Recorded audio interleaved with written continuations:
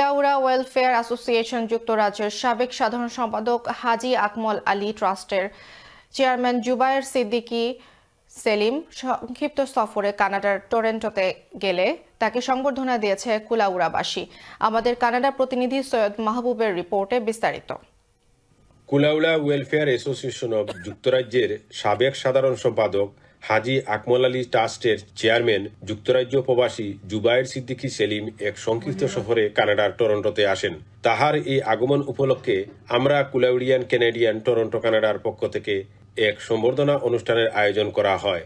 সংগঠনের সভাপতি মুহিবুর রহমান খানের সভাপতিত্বে সাধারণ সম্পাদক রুহুল কুদ্দুস চৌধুরী ও মিনহাজউদ্দিন কমরুর সঞ্চালনায় অনুষ্ঠানের প্রথমে কোরআন তিলাওয়াত এবং বাংলাদেশে বিমান দুর্ঘটনায় নিহতদের জন্য 1 মিনিট নীরবতা ও তাদের রুহের মাগফিরাত কামনা করা হয়।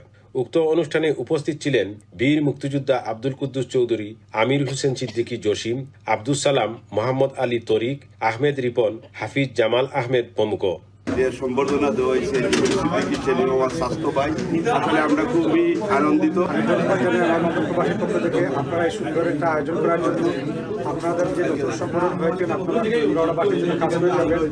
আমিও আমার নিজ থেকে সমস্ত থেকে মানুষের জন্য কাজ করে যাচ্ছি। আমি ইনশাআল্লাহ আমি সেই কাজগুলো অব্যাহত রাখবো। আজকে হয়তো আমরা যেভাবে সুন্দরভাবে আমরা আয়োজন করছি, যারা আসছেন সবাইকে ধন্যবাদ। কানাডা থেকে সৈয়দ মাহবুব, চ্যানেলস নিউজ।